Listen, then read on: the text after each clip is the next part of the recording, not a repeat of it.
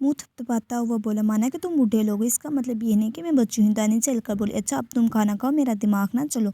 वो दानी को अपने साथ घसीटते हुए बोला, पता नहीं ऐसे लोग मरते हैं क्यों नहीं है। दानी कुफत से बोली, क्यों भरी जमाने में बेवा होना चाहती हो? तुम्हारी बेवा होने से अच्छा बंदा बेवा हो जाए। जो बात कहता है सिर्फ गंज से। दानी को गुस्सा आने लगा था। इतना गुस्सा मत किया करो, मैंने कोई शरारत कर दी तो मुंह फुलाकर बैठ जाओगी। हद है यह बंदा।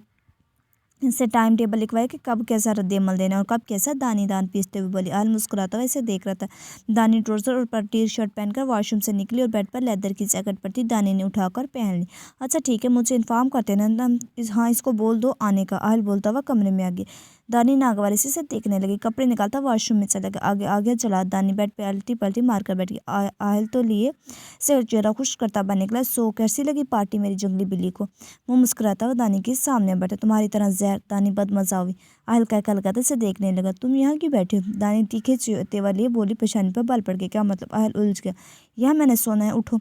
दानी हाथ से इशारा करते हुए बोली, ये मेरा बेड है, मैं क्यों जाऊँ? वो बेड पे हाथ मारता हुआ बोला, ये तुम्हारा नहीं फोम का बेड है। दानी बेड पे उंगली रखते हुए बोली। आहल मुस्कुराने लगा तो डिम्पल नमाया। दानी इसके डिम्पल को देखने लगी। अपने डिम्पल की नुमाइश कम ही किया करो तुम।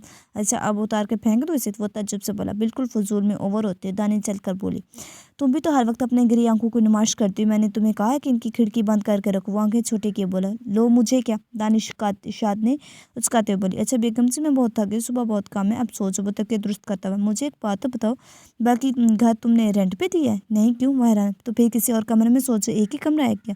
मतलब मुझे मेरे कमरे से निकाल रही? चुप करके सोचो अब यहीं, वरना तुम्हें मालूम है मैं धमकी देने में वक्त जाया नहीं करता। मुझे लगता तुम मुझे पागल कर दोगे धमकियाँ दे देकर।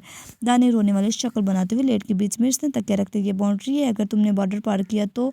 दानी बोल रही थी। वो जब वो बीच में बोल पड़ा तो मैं तुम्हें तब बताऊंगी। दानी को कुछ समझता है। आल मुस्कुराता हुआ लेट गया। मुझे कोई बाउंड्री लाइन नहीं रोक सकती, वो कहता हुआ लाइट ऑफ कर गया। हाँ तुम जैसे दहशत गर्दों को कौन रोक सकता है? दानी करवट लेती हुई बुड़बुड़ाई। आल सुन चुका था। वो अब धीरे से मुस्कुराता, अनम तुमने अपने डैड से बात नहीं की? रहीम फिक्रमंदी से बोला। अनम उदासी से बोली। फिर इसके लहजे में बेचैनी थी। फिर क्या? वही जवाब, नहीं पता। नहीं डैड, इतने मिस्टर मिस्टर मेटरलिस्टिक क्यों है? पैसे ही सब कुछ नहीं होता, ना ही पैसे से हम खुशियाँ खरीद सकते। वो उकता कर बोली, तुम ठीक कह रही, लेकिन इन्हें कौन समझाए ये बात? ध्यान मिल जाए तो मैं दोबारा बात करूंगी इनसे। दानियन का वो हैरत से बोला, किसने अगवा कर लिया? और जाहिर सी बात है डैड से दुश्मनी की। और ऑन दानियन को तो मालूम नहीं, अभी तक तो डैड नहीं बता रहे थे। याद शायद मालूम से सब में कल सुबह मालूम होगा ये सच है या नहीं। अच्छा फिर कब मिली हो तुम मुझसे? वीकेंड पे, तुम्हारा ऑफ भी होगा? हाँ वीकेंड पे, ठीक है। अनम कॉल आ रही है, मैं तुम्हें दोबारा कॉल करता हूँ, कहकर उसने फ़ोन बंद कर दिया। अनम मोबाइल तकिए के नीचे रखा और आंखें मूंद ली। दानी आज मुझे बहुत काम है, सो तुम्हारी जन्म से कोई शिकायत मत सोचना। कफ बंद करता बोला। दानी जो बेड पे बैठी जुमाई लेती थी, मुंह सोते नीचे उड़ती, ना मेरे पास मोबाइल है ना मैगी सकी जिंदगी अजरीन कर दी है तुमने। दानी इसके अका में खड़ी होगी। आयल एनिमी से देखने लगा, ठीक है दोनों चीज़ें मिल जाएंगी और कुछ। वो टाई की नाइट टाइट करता बोला। दानी लब दुबारा सोचने लगी, और वो तो मैं भूल गई। आयल की नज़र दानी की गर्दन पड़ी तो बोला। ड्रेसिंग टेबल का दरवाज़ा खोला तो वो सामने पड़ा था। क्या? दानी अब्रोच का कर बोली। आयल ने हाथ में उठाया, दानी के करीब। क्या मुसीबत है? दानी से करीब आकर बोली। आयल ने मुस्कुराते हुए लाकर दानी की शफाफ गर्दन की जीनत बना दिया। ये मामूली सा लकड़ अब कीमती हो गया। वो स्ताइश से दिखता हुआ बोला। दानी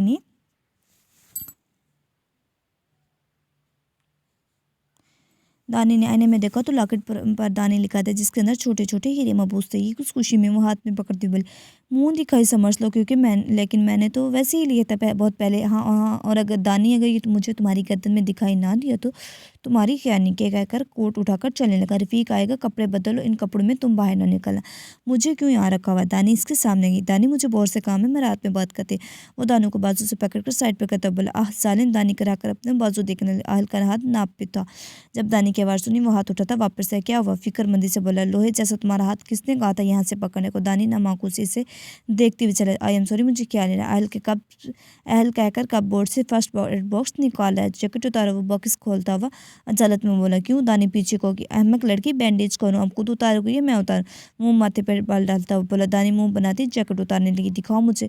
वो दानी की बाजू पकड़ता बोला, लेकिन अब नीचे से पकड़ी थी। पट्टी सुर्ख हो गई थी, मतलब इसने ज़्यादा ही जोर से पकड़ता। अहल अफसोस से पट्टी खोलने लगा। आई एम सॉरी, मैंने जानबूझकर नहीं पकड़ता। आयल बहते खून को साफ करता बोला। तकलीफ से दानी की आंखों से पानी निकल गया। दानी खामोश थी। मैं तुम्हें गोली नहीं मारना चाहता, तुमने मुझे गोली मारी, दानी जोर देकर बोले। आई नो, क्योंकि मैं दानियान को जानता हूँ, इसलिए तुम कभी निकाह करने के लिए राजी न थी। मुझे मालूम था अगर मेरी जान चली जाती फिर।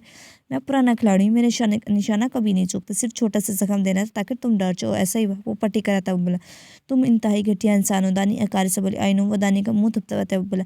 दानी तमतलाकर से देखने लगी जो ढीठ बना हुआ था। अब मैं चाह रहा हूँ, तंग मत करना मुझे, कहकर वो तेजी से बाहर निकले। हाँ रफीक बोलो, आ गया जुबैर? ठीक है मैं भी आ रहा हूँ। आहल राहदारी से चलता हुआ जीने उतरने लगा। जुबैर रंधा हुआ लॉन्च में ही खड़ा था। आहल मुसाफा करता बैठ कर इशारा करता, खूब टांग पे टांग चढ़ाकर बैठ कर। बोलो जुबैर। रंधावा कैसे आना हुआ? आहल जानबूझकर अनजान बना। दानियान तुम्हारे पास है क्यों? वो जब्त करते हुए बोले।